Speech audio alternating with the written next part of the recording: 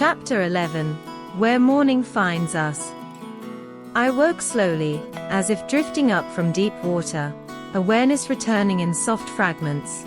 The warmth of a body beside mine, the quiet rhythm of someone else's breathing, the solid weight of an arm wrapped securely around my waist. Ryder. My eyes opened, and there he was. Or rather, I was there, tucked against him, my cheek resting against his chest, perfectly fitted beneath his chin like I belonged there. And then it all came rushing back. The conversation. The tension. The kiss. His apartment. Last night. A wave of heat spread across my face, my heart stumbling as realization settled in. I'd crossed a line with him, a line we'd danced around for years, and now there was no pretending it hadn't happened. I should have been overwhelmed, conflicted, maybe even angry. But instead, I just felt still. Because beneath everything else, beneath the confusion and the history and the complications, there was one truth I couldn't deny. I loved him. I always had. Even when I tried to bury it, even when I convinced myself I'd moved on, some part of me had always belonged here, with him. And now, knowing everything he'd done, every choice, every mistake, every sacrifice, it didn't feel simple. It wasn't clean or easy. But it was real. He had fought for us. 4 years. And lying here in his arms, feeling the steady beat of his heart beneath my cheek, I couldn't pretend that didn't matter. I shifted closer without thinking, breathing in the familiar scent of him, pine, earth, something wild and grounding. His arm tightened instinctively, pulling me in, even in sleep.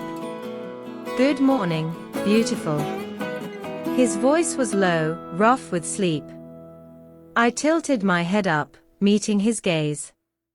Those blue eyes, softer now than I'd ever seen them, were already on me. Morning, I murmured. A slow smile spread across his face. I could get used to this. A quiet laugh slipped out of me, breaking whatever tension had lingered. Yeah, he said, rolling slightly so he hovered over me, his weight supported carefully. Waking up with you like this doesn't get better than that. Before I could respond, he leaned down and kissed me. It was different from the night before. Slower, gentler. Like he wasn't trying to prove anything or claim anything, just feel it. Just be here. I melted into it without thinking, my hands finding his shoulders, grounding myself in him. When he pulled back, the air between us felt warmer, heavier, charged in a quieter way. Are you okay? He asked softly, his gaze searching mine. From last night? I paused, considering. There was a lingering soreness, a reminder, but not pain. Not regret. I'm okay, I said. Relief flickered across his face, subtle but unmistakable. What followed wasn't rushed or urgent. It unfolded slowly, deliberately, like we were both learning each other all over again, even after knowing each other for so long. There was no desperation this time. Just closeness. Trust. Us. Later, when the world felt steady again, he pulled me against his side, pressing a soft kiss to my temple. Shower, he asked. I nodded. The bathroom was as expansive as the rest of his space, the shower wide enough for both of us without crowding. Steam curled around us as warm water washed everything away, the tension, the uncertainty, the weight of the past. It felt peaceful. He washed my hair with surprising care, his fingers gentle, unhurried. I traced the lines of his shoulders, still half amazed that this, him, us, was real. By the time we stepped out, wrapped in quiet and warmth, something inside me had settled. I don't have anything to wear, I realized suddenly. Ryder grinned. You do, actually. I blinked. What? He led me to a closet I hadn't noticed before and opened it. Inside were clothes. Women's clothes. My size. I turned slowly, raising an eyebrow. He rubbed the back of his neck, looking almost embarrassed. I might have prepared. I stared at him for a second. Then I laughed. I'm not even going to unpack that right now, I said, pulling out something simple.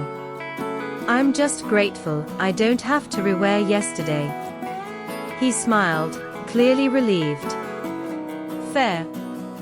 Once we were dressed, he reached for my hand, lacing our fingers together like it was the most natural thing in the world. Ready? He asked. I took a breath. No, I admitted. Then I smiled slightly. But let's go anyway. The moment we stepped into the dining room, everything changed. Warmth. Noise. Life. Tina and Greg looked up, and their reactions were immediate.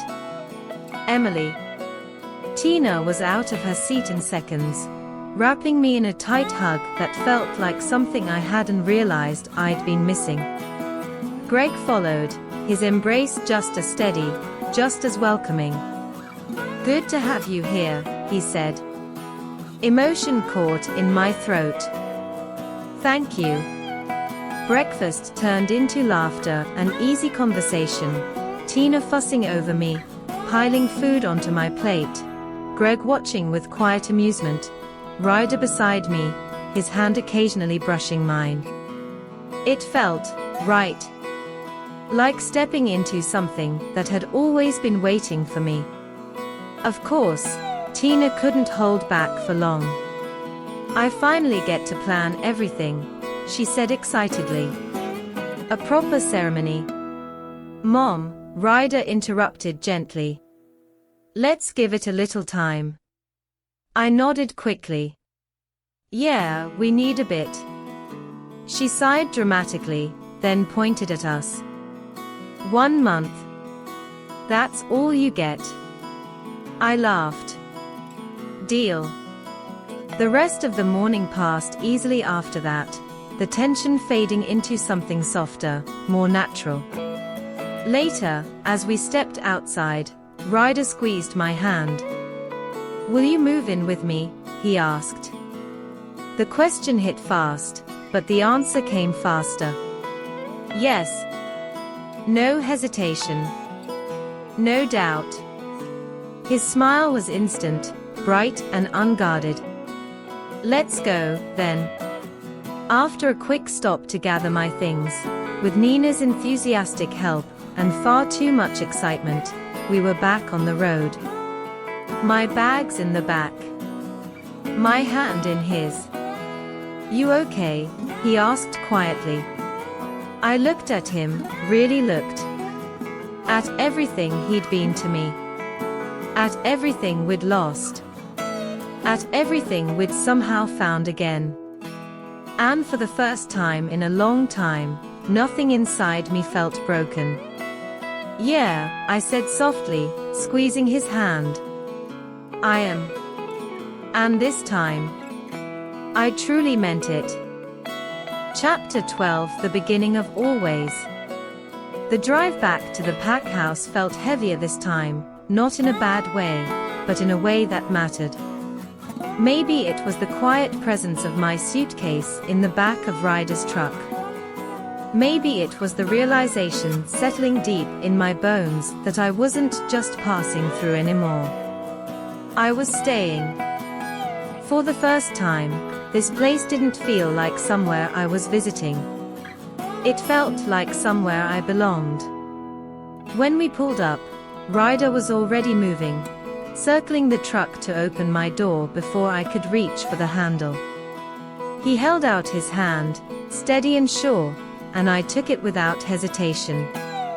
The moment my feet hit the ground, he drew me in and kissed me, soft, grounding, like he needed the contact as much as I did. "Ready?" he asked quietly, his forehead resting against mine. A small, nervous smile curved my lips.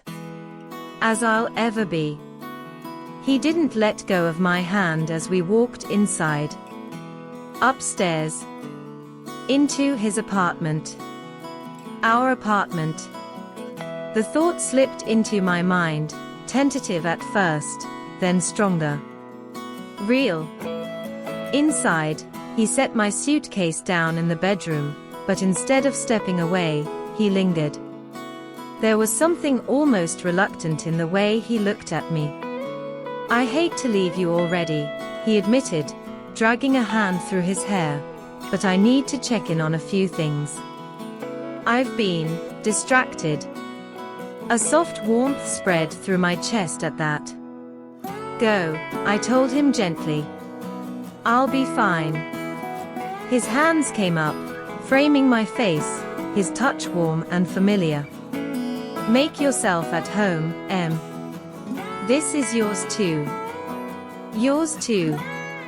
The words settled deeper than anything else had. "Okay," I whispered. He kissed me again, slower this time, deeper, like he was memorizing the moment, before pulling back with a quiet groan. "If I don't leave now, I won't," he said. I laughed softly. "Then you definitely should." He pressed one last kiss to my forehead, and then he was gone. The door clicked shut behind him. And for a moment, I just stood there. Not lost. Not uncertain. Just still. Unpacking was easy. Almost too easy. My things slipped into his space like they had always belonged there, clothes filling the closet he'd already prepared, my belongings settling beside his without resistance. Within an hour, there was no clear line between his life and mine. It had already become ours. When I finished, I sat on the edge of the bed, my phone resting in my hand. 2 calls. One I owed. One I feared. I inhaled slowly and dialed Sandy first. She answered with her usual warmth, and for a second, I almost faltered. This job had been more than work, it had been purpose. Stability. But not anymore. "I need to quit," I said finally. There was surprise, of course. Questions. Concern. And then understanding. "Does this have something to do with Ryder?" she asked, far too perceptive. I smiled faintly. "We're mates." Her reaction was immediate and genuine. Joy. Support. No hesitation. By the time I hung up, I felt lighter. Like I'd just stepped fully into the life I was meant to have. Calling my parents was harder. But it didn't break me the way I thought it might. It didn't hurt. It healed. My mom listened quietly as I explained everything, about Ryder, about the truth, about us. About the 5 years that hadn't really been absence at all. "Are you happy?" she asked. "Yes," I said, without doubt. And that was enough for her. For both of them. Even my dad, who, predictably, demanded Ryder's number for threatening purposes, couldn't hide the warmth behind his words. By the time the call ended, something inside me had finally settled. No more guilt. No more hesitation. Everything was falling into place. The apartment felt different when I stood up again, Not unfamiliar. Not overwhelming. Just full. My eyes drifted to the walls, and that's when I noticed them. The photos. At first, it was simple. Family. Pack. Moments frozen in time.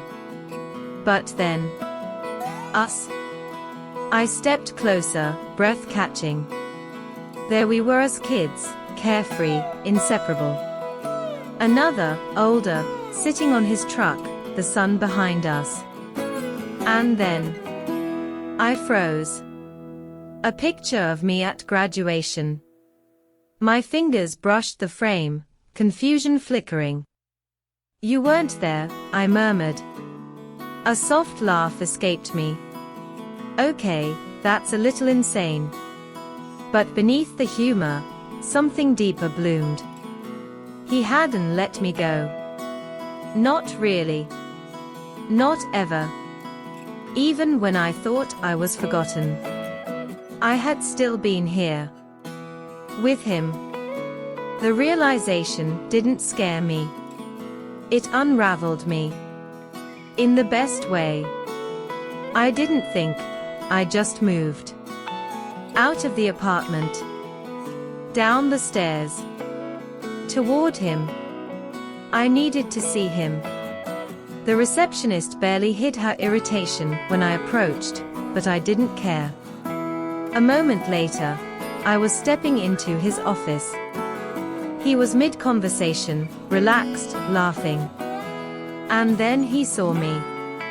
Everything about him changed. His face lit up like I was the only thing in the room that mattered. Maybe I was. He held out a hand, and I went to him without hesitation. The moment I was close, he pulled me into his lap, like it was instinct. Like it was where I belonged. I melted into him, the tension I hadn't even realized I carried slipping away as I listened to his voice, his warmth, his presence. When he ended the call, he turned the phone slightly. My parents. I laughed softly. That was fast. Your father threatened me, he said, amused. Good. His laugh vibrated through me, low and warm, before his lips found mine again. This kiss was different. Not searching. Not uncertain. Certain. Claiming. Familiar in a way that made my chest ache. A knock broke the moment. Ryder didn't hide his annoyance. The man who entered, Ken, took one look at me and smiled. You must be Luna, Emily. The word hit me like a ripple through still water. Luna. I turned to Ryder instinctively. He didn't look away. Didn't soften it. You will be, he said quietly. Later, when we were alone again, I found my voice. Luna. He studied me carefully, his hands coming up to hold my face. I don't just want you as my mate, he said. I want you beside me. In everything. The weight of it pressed in, not heavy, but real. I just need time, I admitted softly. He nodded immediately. No pressure. No doubt. Just understanding.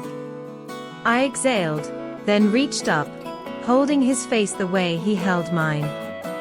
I'm still healing, I said. But I love you. And I want this. His smile was quiet, but it held everything. So do I. When he kissed me this time, I didn't hold anything back. Not fear. Not doubt. Not the past. Because for the first time in years, this didn't feel like something fragile. It felt like something that would last. Something steady. Something forever. Chapter 13, The Moment of Choosing.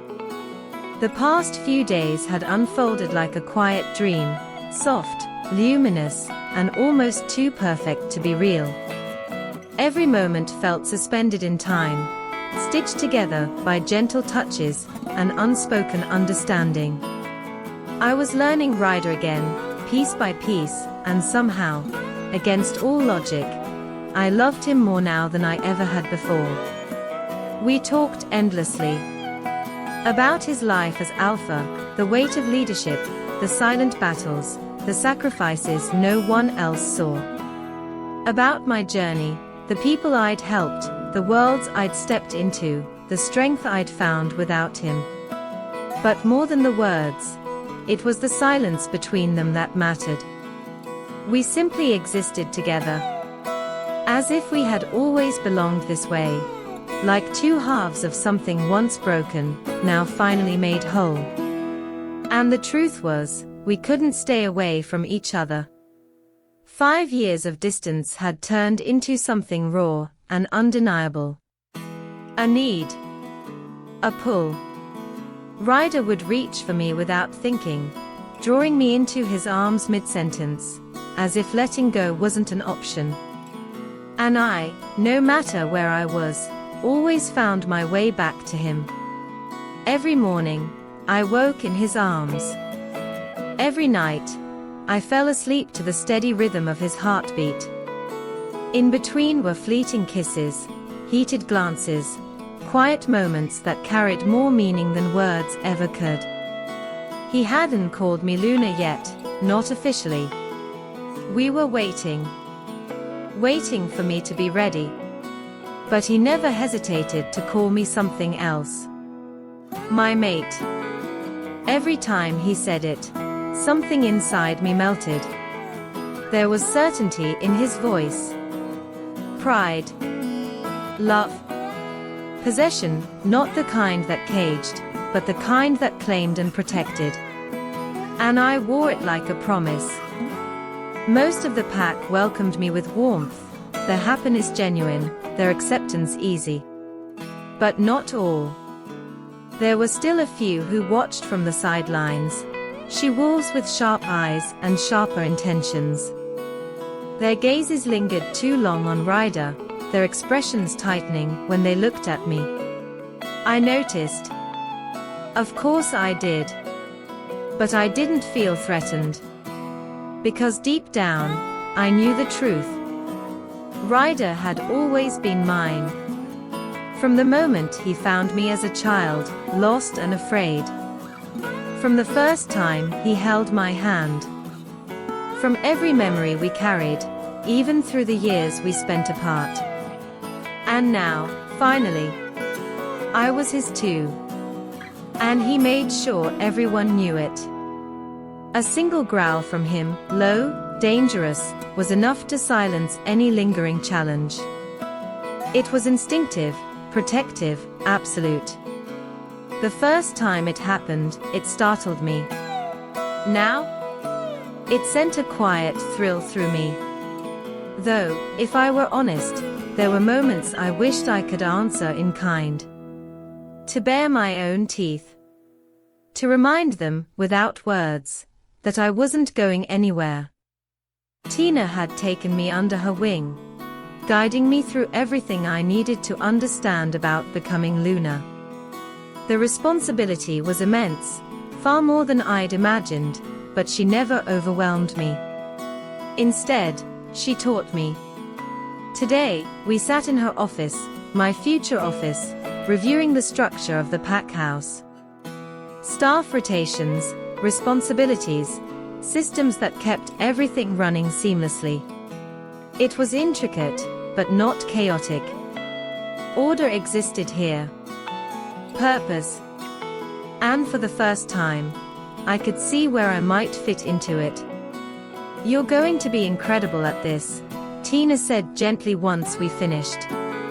I let out a small breath, nerves fluttering beneath the surface. "I hope so," I admitted. "It's just a lot." "You won't be alone," she assured me. That was the moment something inside me settled. The hesitation. The doubt. It faded. I've decided, I said quietly. Her eyes lit instantly. I want to become Luna. The words felt heavy, and... Right? You can start planning the ceremonies. For a heartbeat, she didn't move. Then she exploded. A scream of pure joy filled the room as she pulled me into a tight embrace, her excitement overflowing in every direction. And then, the door burst open. Ryder. He rushed in like a storm barely held together, his wolf just beneath the surface, eyes sharp, body tense. Greg and Ken followed, equally alert. What happened? He demanded, scanning me for any sign of harm. I'm fine, I started.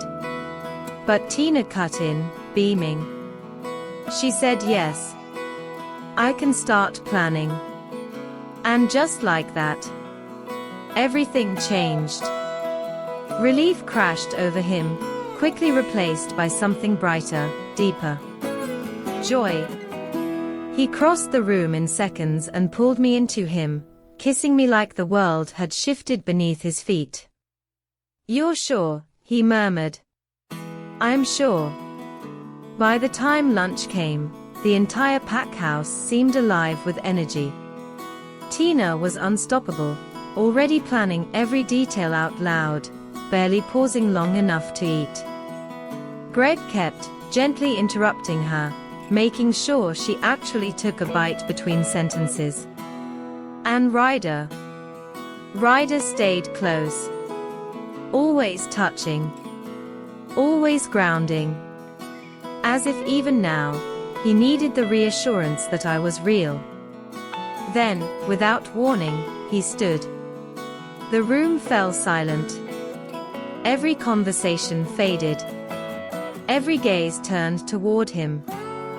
He reached for me, pulling me gently to his side. As you all know, he began, his voice steady, powerful, I found my mate, and my Luna.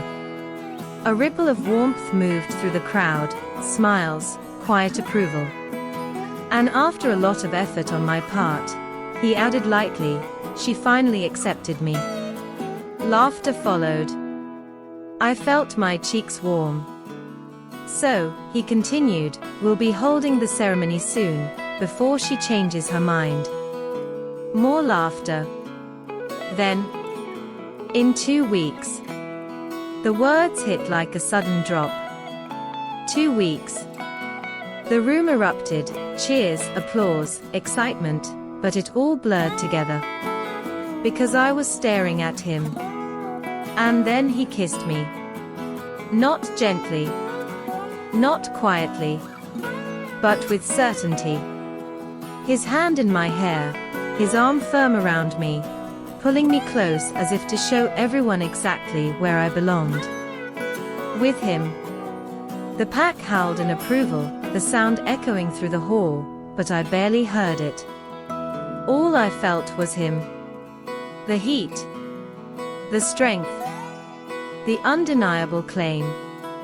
And instead of pulling away, I leaned into it. Because the truth was, I didn't mind. Not at all. When he finally drew back, his gaze still intense, his wolf still there beneath the surface, everything felt different. Real. Final. 2 weeks. In 2 weeks, I would become Luna. And despite the nerves, the weight, the enormity of it all, I wasn't afraid. Because this time, I wasn't walking into the unknown. I was walking toward him. And toward a future that, for the first time in years, felt exactly right. Chapter 14, A Night That Belonged to Us. The past week had been nothing short of chaos. Between Ryder drowning in alpha duties, and me getting swept up in ceremony planning with Tina, on top of learning everything that came with becoming Luna, we had barely had a moment alone. We saw each other in passing, shared dinners when we could, and collapsed into bed each night, too exhausted to do more than hold each other before sleep claimed us. And I missed him. It felt ridiculous, considering we lived together. But I missed him, the quiet moments, the laughter, the way we used to just exist side by side without the weight of responsibility pressing down on us. So when Ryder told me that morning he was taking me on a real date, just the two of us, no duties, no planning, I had nearly cried from relief. Tonight was ours. I took my time getting ready, wanting this night to feel special. The soft blue dress I chose flowed gently around my legs, the color one Ryder had once told me made my eyes stand out. I kept everything else simple, light makeup, a hint of gloss, just enough to feel pretty without trying too hard. Still, as I stood in front of the mirror, nerves fluttered in my stomach. Was it too much? Not enough. Before I could spiral further, I felt him. Ryder stepped in behind me, his presence filling the space instantly. His arms slid around my waist, pulling me back against his chest as he pressed a soft kiss to my cheek. "You look gorgeous, babe," he murmured. I met his eyes in the mirror, my breath catching slightly. He wasn't lying. Dark jeans, a deep green shirt slightly open at the collar, hair still damp, he looked unfairly good. Effortlessly so. "So do you," I said softly. For a moment, we just stood there, wrapped in each other, our reflections staring back at us, happy, whole, like something that had finally fallen into place. Then his gaze darkened. Before I could react, he turned me in his arms and kissed me. It wasn't rushed, it was deep, lingering, full of everything we hadn't had time to say all week. My hands found his shoulders as I leaned into him, losing myself in the familiar warmth of his touch.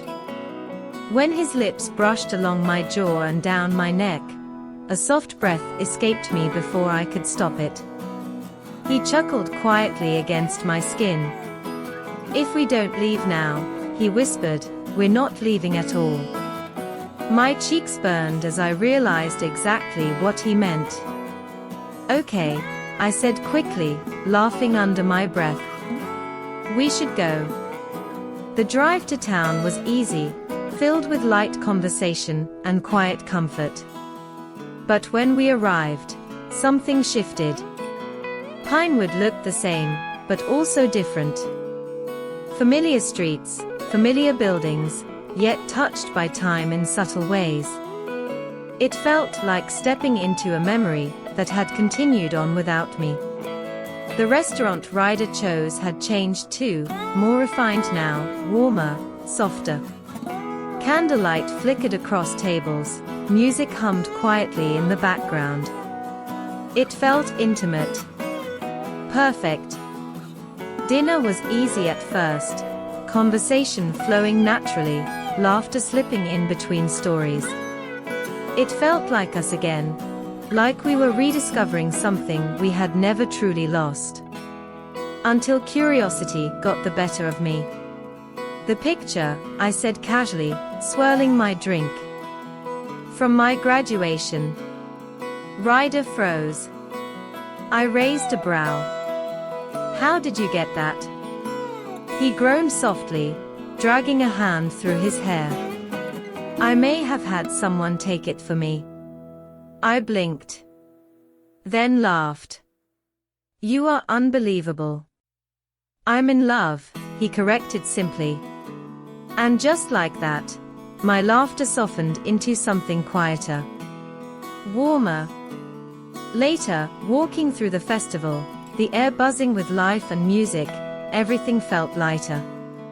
We moved through the crowd together, his arm around me, my hand in his, like we belonged there. Like we always had. When he pulled me into a dance without warning, I didn't protest. I just went. The world faded around us as we swayed together, my head resting against his chest, his heartbeat steady beneath my cheek. For a moment, just one perfect moment, nothing else existed. No responsibilities. No past. No future. Just us.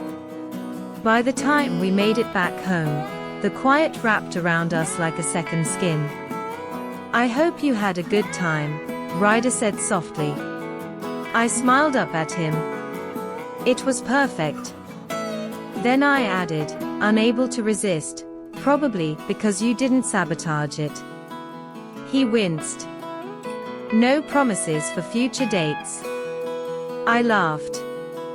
"You're impossible." "I'm yours," he replied.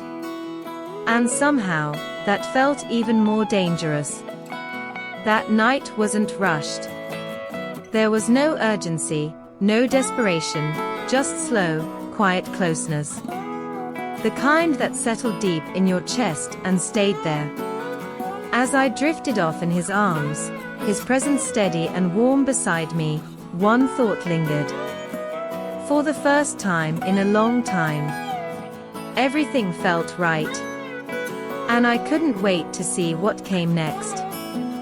Chapter 15, The Truth That Broke the Silence.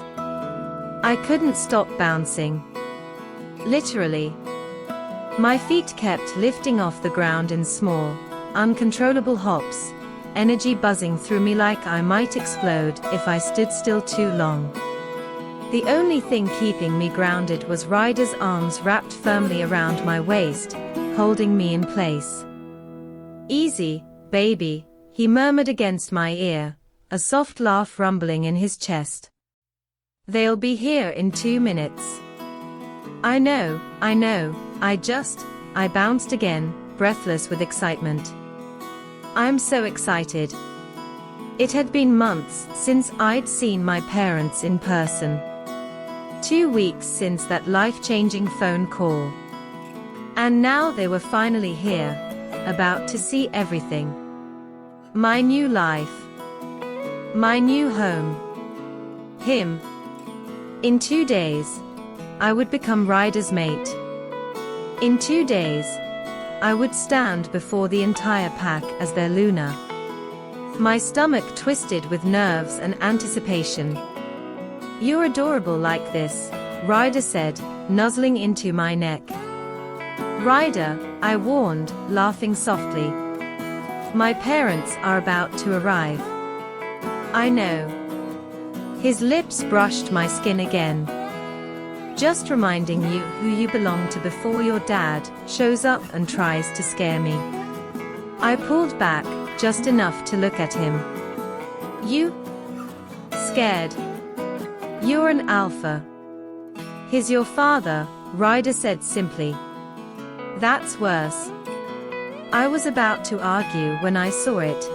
A silver car turning into the driveway. "They're here." This time, I didn't even try to stay still. "Babe, wait." Too late.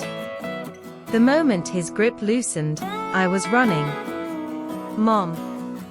The car door flew open, and she stepped out just in time for me to crash into her arms. She held me tight, so tight it almost hurt, and I didn't care. "Oh, my baby," she whispered, voice thick with emotion. "Look at you, you're glowing." "I missed you so much," I said, my voice breaking. "I missed you too." When she pulled back, her hands framed my face, eyes searching. "You're happy." "I am." And for once, it wasn't something I had to convince myself of. Dad's hug was quieter, steadier, but just as grounding. "Hey, kiddo."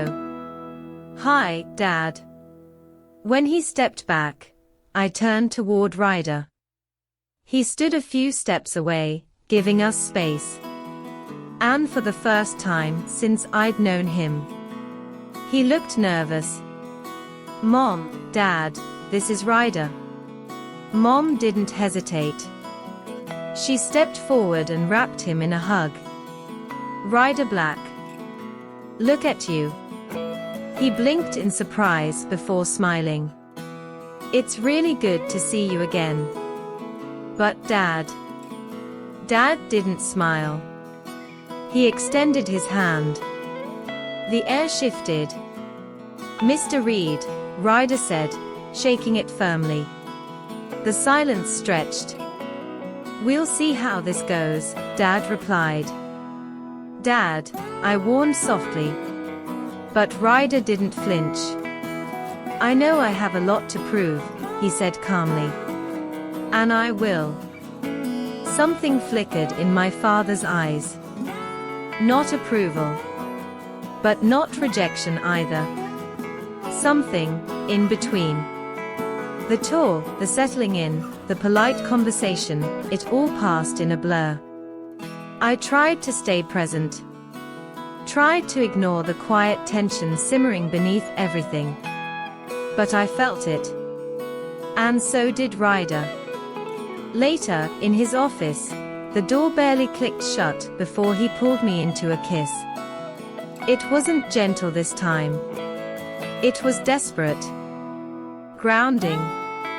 Like he needed to feel me, needed to remind himself I was real.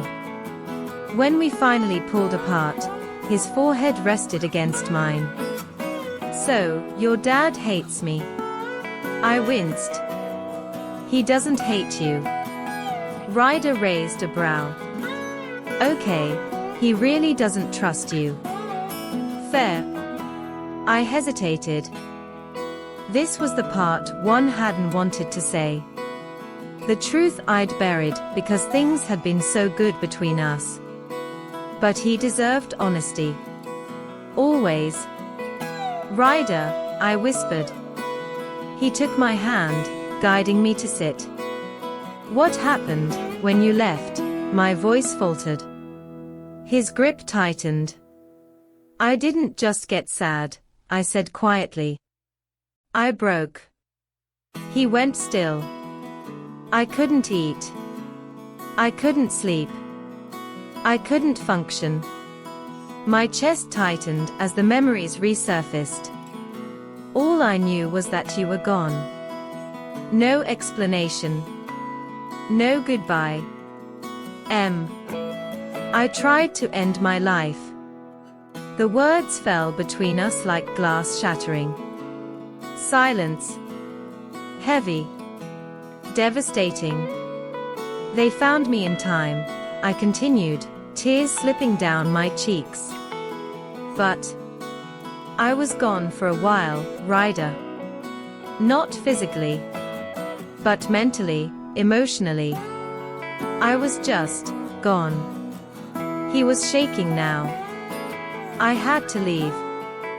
Heal. Learn how to exist again. My voice broke. My parents watched me fall apart because of you. The room felt too small. Too quiet. Too full of everything we hadn't said for 5 years. I'm not telling you this to hurt you, I whispered. You just needed to know why my dad. Ryder stood up. Slowly. Wordlessly. And walked out. Ryder. Too late. The door slammed. Then. A howl. Raw. Broken. Unbearable. I felt it through every inch of me. His pain. His guilt. His grief. It wrapped around my chest until I could barely breathe. Time passed. Minutes. An hour. Maybe more. But he didn't come back. And the bond between us pulsed with something dark and heavy. Self-loathing. Regret. Pain. By the time I forced myself to stand, my body felt hollow. But I couldn't fall apart. Not today. Not when my parents were here. I wiped my face, fixed my makeup, put on a smile that didn't quite reach my eyes, and knocked on their door. Lunch passed in a blur of polite conversation and careful smiles. Tina filled the silence like she always did. Mom tried to keep things light. Dad watched everything, quietly, carefully, and I sat there, trying not to hear that howl echoing in my head. Later, as we walked through town, Tina gently pulled me aside. "Is everything okay, Bunny?" I tried to smile. "I don't know." Her expression softened. "Ryder?" I nodded. She squeezed my hand. "He just needs time." I wanted to believe her. I really did. But that sound, that broken, shattered sound, still rang in my ears. And for the first time since everything had come back together, I was afraid. Afraid that the truth hadn't just hurt him, but broken something between us that love alone might not be able to fix. Chapter 16, Where Broken Things Heal. The rest of the afternoon felt endless. After showing my parents around town with Tina and Greg, I walked them back to their room on the 4th floor. Mom was already fighting off jet lag, and Dad had emails waiting for him. I hugged them both, promised dinner at 6, and retreated upstairs to our apartment. That thought still made my heart flutter, our apartment. Even now, even with everything weighing on me. But when I stepped inside, it was empty. No Ryder. I checked my phone. Nothing. No messages. No missed calls.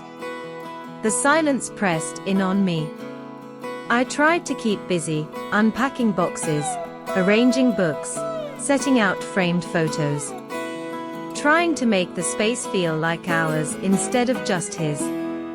But my hands wouldn't stop trembling, and every small sound had me glancing toward the door. Waiting. Always waiting. That howl still echoed in my mind, raw, shattered, full of pain. And then, nothing. The bond between us, once warm and constant, felt distant. Muted. Like he'd shut me out. He was hurting. I knew that much. And I hated that I was the reason. By the time evening came, I couldn't pretend anymore. I showered, dressed, forced myself into something resembling normal, and went to get my parents. Dinner was fine. Tina filled the space with her usual warmth. Greg kept things grounded. Mom was bright and curious. Dad was quieter, observant. And me. I smiled when needed. Spoke when spoken to. Barely tasted the food on my plate. Because all I could think was, "Where are you, Ryder?" That night, the apartment felt colder than before. I changed into one of his shirts, climbed into bed, and curled into his side of it, breathing in his scent like it might hold me together. "Please come back." I didn't know if he could feel it through the bond. But I sent it anyway. The sound of the door woke me. I sat up instantly, heart racing. Ryder stood in the doorway. He looked destroyed. Clothes torn. Skin marked with scratches. Hair disheveled. But it was his eyes that shattered me, haunted, hollow, filled with something too deep to name. "Ryder." I didn't think. I just ran to him. Wrapped my arms around him. Held him like if I let go, he might disappear again. For a moment, He didn't move. Then his arms came around me, tight. Desperate. "I'm so sorry," he whispered, voice breaking. "I'm so fucking sorry." "It's okay," I murmured, even though my chest ached. "It's not okay." He pulled back, hands framing my face, his eyes searching mine like he needed proof I was real. "I almost lost you," he said, voice cracking. "I almost." "You didn't," I cut in gently. "I'm here." "But I caused it," he said. "That pain, that darkness. I put you there." I shook my head, gripping his wrists. "You didn't know. You were young." "I was weak," he said harshly. "I let other people's hatred decide for me. I let them convince me you weren't enough." The words hit hard, but not unexpectedly. Still, they hurt. "I thought I was protecting something," he continued, voice heavy with regret. "But all I did was destroy the best thing I ever had." Tears blurred my vision.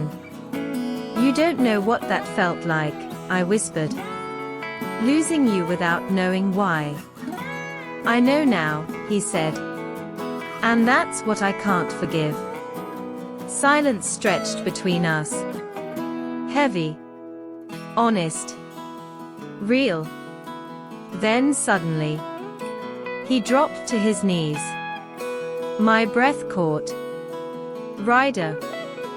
Let me say this," he said softly, taking my hands. His grip was steady, but his voice trembled. "I hurt you in ways I can never undo. And I will carry that with me for the rest of my life." His eyes held mine. "But I swear to you, I will spend the rest of my life making sure you never feel that kind of pain again." My heart broke and healed, all at once. "You are my home, Emily. My other half. And I will fight for you, every single day, until I prove I deserve you." Tears fell freely now. I cupped his face, lifting him slightly. "I love you, Ryder," I whispered. "And I forgive you." Something in his expression shifted, like a weight finally cracked. Then he stood and pulled me into a kiss. This kiss was different. Not desperate. Not consuming. Soft. Steady. A promise. He carried me to the bed like something precious, something fragile, not broken, but worth protecting. Every touch that followed was slow. Careful. Reverent. Like he was relearning me. Like he was making up for everything without needing words. "I love you," he whispered against my skin. "I know," I breathed. And for the first time that day, I felt it fully again. Through the bond. Through him. Through us. Later, wrapped in his arms, his breathing steady against me, I let my eyes drift closed. The ache in my chest had quieted. The fear had softened. And in its place, peace. As sleep pulled me under, one thought lingered. Not heavy. Not painful. Just certain. This is where I belong. Chapter 17. The morning before forever. I woke wrapped in warmth, the steady rise and fall of Ryder's chest beneath my cheek and the soft, rhythmic beat of his heart echoing in my ear. For a long moment, I didn't move. I just lay there, letting the reality of it settle deep into my bones. I was in his arms. In our bed. Safe. Golden morning light slipped through the curtains, painting the room in a soft glow. Carefully, so I wouldn't wake him, I tilted my head and looked up at his face. God, he was beautiful. Even in sleep, there was something powerful about him, the sharp line of his jaw, the dark strands of hair falling across his forehead, the fullness of his lips that I knew could be both gentle and demanding. His arm was wrapped tightly around my waist, holding me close even in unconsciousness, like he was afraid I might disappear if he let go. My gaze drifted lower, broad shoulders, sculpted chest, defined abs, the V of his hips disappearing beneath the sheet. He was all strength and heat and quiet dominance. And somehow, he was mine. After everything we'd faced last night, the truth, the pain, the wounds we'd reopened, I felt something had shifted between us. Something deeper. Stronger. We had broken apart the past. And chosen each other anyway. A flicker of nerves stirred in my chest as the weight of today settled in. Guests would be arriving, wolves, bears, panthers, even human officials from the Department of Supernatural Affairs. Leaders. Strangers. People who would look at me and see not just Emily, but Luna. The thought made my stomach tighten. So I stayed where I was, stealing a few more quiet seconds. Just us. Just this moment before everything changed. My fingers traced lightly across his chest, following the steady rhythm of his heartbeat. You look happy. I startled, my eyes snapping up to find him watching me, his gaze warm and amused. I didn't know you were awake, I whispered, heat rising to my cheeks. Been awake for a while, he murmured, his hand sliding slowly up my back. I was enjoying the view. I huffed softly. That's not creepy at all. His low chuckle vibrated through me. So, are you? I hesitated, letting the question settle. After everything, was I happy? I am, I said softly. I really am. Something in his expression shifted, softening, deepening. Good, he murmured. Before I could react, he rolled me onto my back, his body hovering over mine, solid and warm and completely overwhelming. I wouldn't accept anything less. Then he kissed me. Slow. Deep. Unhurried. The kind of kiss that made the world disappear. I melted into him, my hands sliding up his arms, feeling the strength beneath my fingertips. When he pulled back, I was breathless. We should get up, I murmured. Guests. They can wait, he said, his voice dropping low and rough. Everyone can wait. His lips brushed mine again. Let me have you. Just a little longer. And just like that, I gave in. I kissed him back, pouring everything into it, love, relief, hope, the quiet certainty that we had made it through something that could have broken us. His hands moved over me, familiar and sure, grounding me. His mouth trailed down my neck, slow and deliberate, sending shivers through my body. I gasped softly as he found every place that made me react without thinking. I love that sound, he murmured against my skin. My breath hitched as his touch deepened, unhurried and intentional. Ryder. He didn't rush. He never rushed when it mattered. Everything about it felt meaningful. Like he was speaking without words, showing me, proving to me, what I meant to him. When he looked at me again, there was a question in his eyes.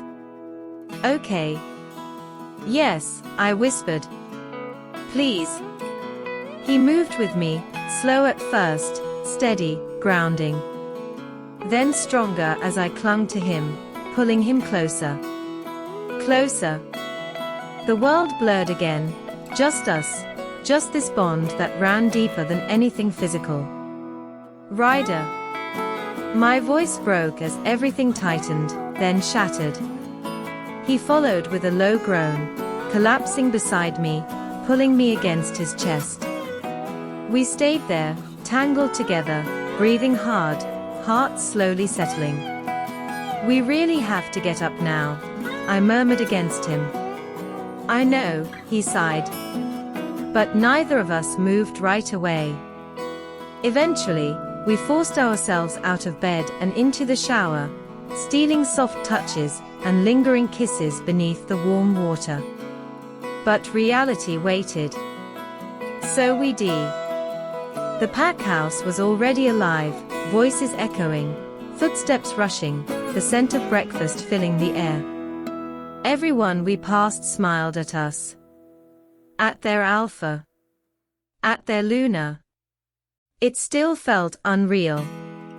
We ate quickly, going over the schedule with Tina and Greg, arrivals, timelines, expectations. Soon, we were standing at the entrance, greeting guests one after another. Faces blurred together. Names slipped past me. Some were warm. Others cautious. All of them watching. Judging. By the time lunch came, I was exhausted. Ryder must have noticed, because instead of leading me to the dining hall, he guided me outside. Where are we going? I asked. Lunch, he said. With our parents. My stomach dropped. Together? But it was already happening. The restaurant was quieter, My mom was glowing. Tina was excited. My dad was watching. Waiting. The conversation flowed at first, light, careful, but when the past surfaced, everything shifted. Silence. Tension. And then Ryder spoke. Calm. Honest. Unflinching. He admitted everything. Took responsibility. Promised, without hesitation, that he would spend the rest of his life Ma. I held my breath. And then. My dad nodded. Just once. But it was enough. Something loosened in my chest. The rest of lunch felt lighter. Easier. Hopeful. By the time we returned, the day blurred again into movement, planning, voices, anticipation. Tomorrow was coming. Fast. Before I knew it, I was heading out again, for my bachelorette party. And just as I reached the door, Ryder stopped. Not without this. His kiss was deep. Possessive. Certain. A promise. A claim. A reminder. When he pulled back, I could barely think. So you don't forget, he murmured. I smiled softly. I never could. He kissed me again, gentler this time. Then he let me go. As the car pulled away, he was still standing there, watching me. And in that moment, I realized something. 5 years ago, I had left this place broken. Now, I was coming back whole. Tomorrow, I would become his mate. Tomorrow, I would become Luna. And for the first time in a long time, I couldn't wait. Chapter 18 Bound by Fate. The drive to Nina's house buzzed with excitement, my mom and Tina talking over each other about every tiny detail of tomorrow's ceremony. Their voices blended into a cheerful hum as I sat quietly in the back seat, only half listening. My thoughts lingered elsewhere, on Ryder, standing in the doorway of the pack house, watching me leave like he already missed me. When we pulled up outside Nina's place, warm light spilled through the windows, and laughter drifted into the evening air. My stomach fluttered, a mix of nerves and anticipation twisting together. "Ready?" Tina asked, turning toward me with a bright, knowing smile. "As I'll ever be," I replied, unbuckling my seatbelt. We stepped up to the front door, and before I could knock, it swung open. "There she is," Nina squealed, pulling me into a tight hug. "The future Luna." I laughed, hugging her back. "You didn't have to go all out like this." "Are you kidding?" "Of course I did. Now get in here." The living room had been completely transformed. White and gold streamers draped from the ceiling, balloons clustered in every corner, and a banner stretched across the wall: Emily's bachelorette party. Platters of food covered the coffee table, wine bottles chilled in ice buckets, and soft music played in the background. Familiar faces filled the room: Kat from high school, Jenna, Nina's sister-in-law, and several she-wolves I recognized from the pack house. "Everyone, you remember Emily?" Nina announced. They cheered, raising their glasses, and I felt warmth flood my cheeks. "Hi," I said, waving awkwardly. Kat reached me first, pulling me into a hug. "I'm so happy for you. You and Ryder, it's like something out of a fairy tale." "More like a messy romance novel," I said with a laugh. "The best kind," Jenna added, handing me a glass of wine.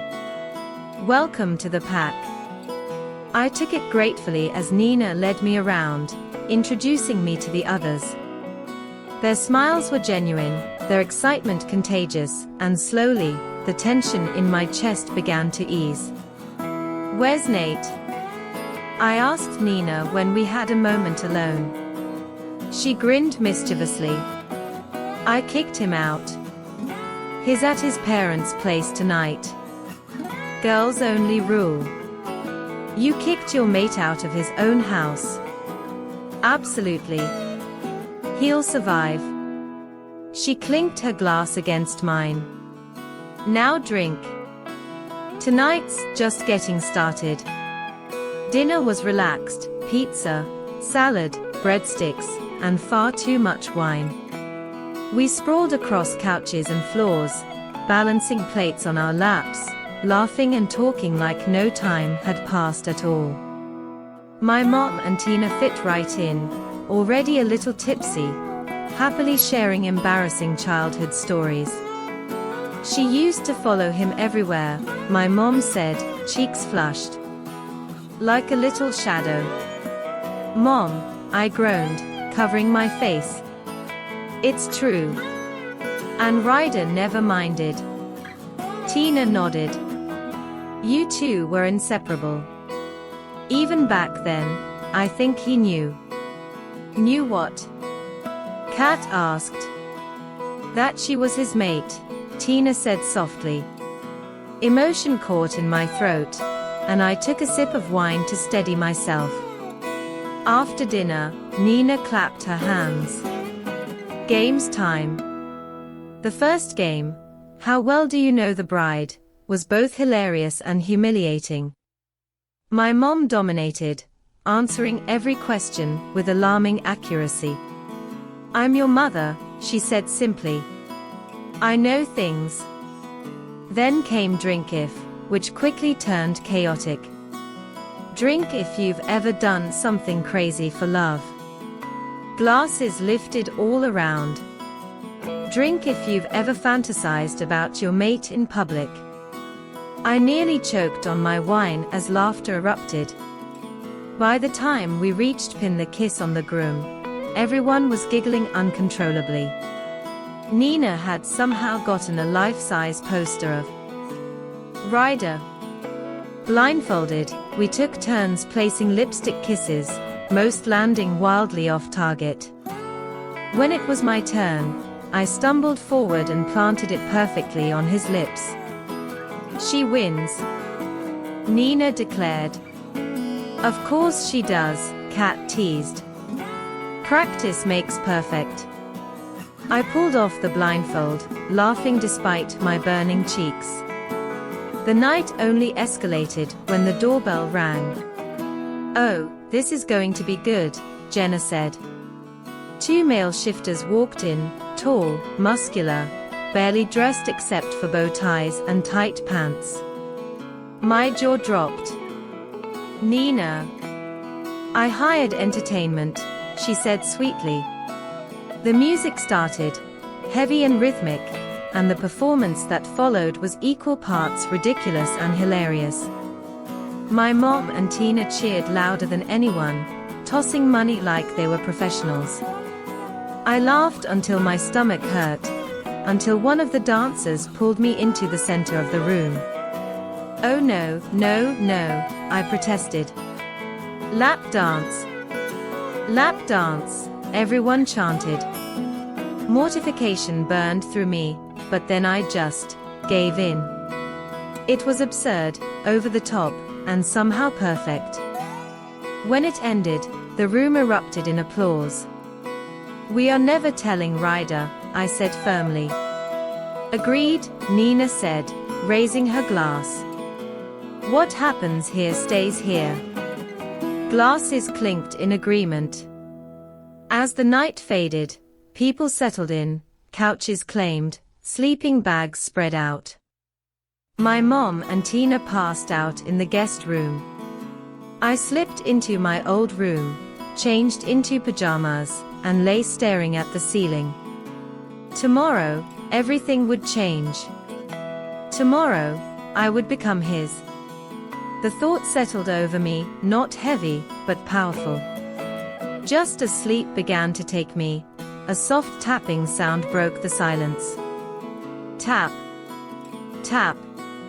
Tap. I frowned, moving to the window and pulling back the curtain.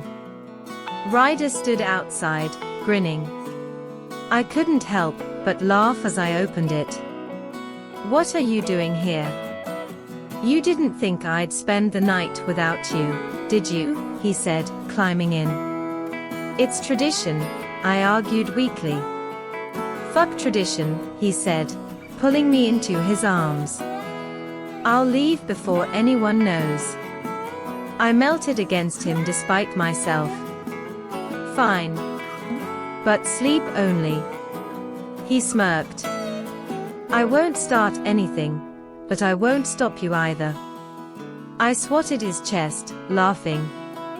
We climbed into bed, his arms wrapping around me, my back pressed to his chest. The mate bond hummed softly, steady and warm. I love you, he murmured. I love you too. And wrapped in him, I fell asleep. I woke to soft kisses, forehead, cheek, lips. I'll see you soon, my beautiful Luna, he whispered. I love you. I love you too, I mumbled. He slipped away through the window, leaving behind warmth and a lingering smile. Today was the day. Morning came gently. Nina was already in the kitchen, making breakfast. Sleep well, she asked.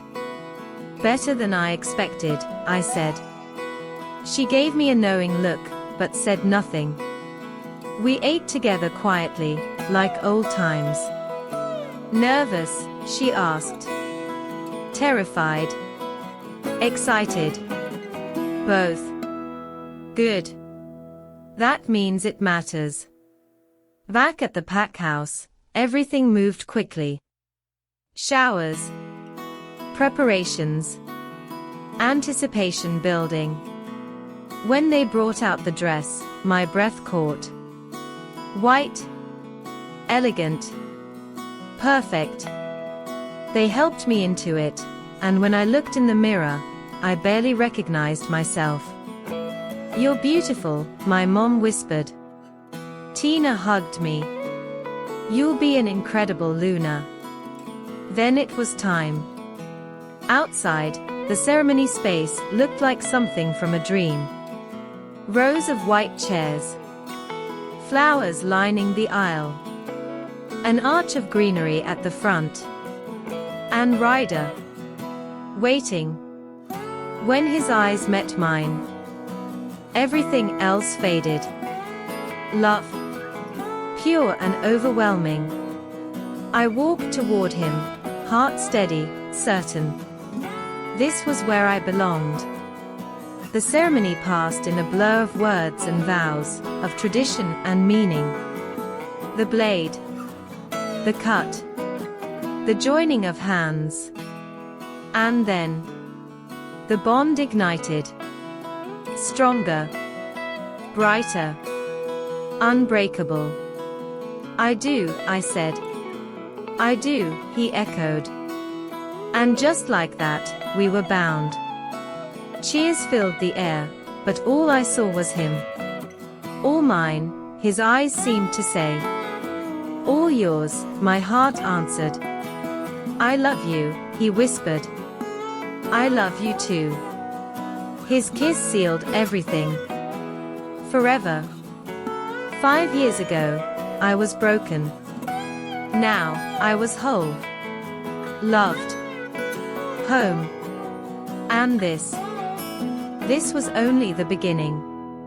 Did you enjoy my story? Please let me know what you think by leaving a review. Thanks.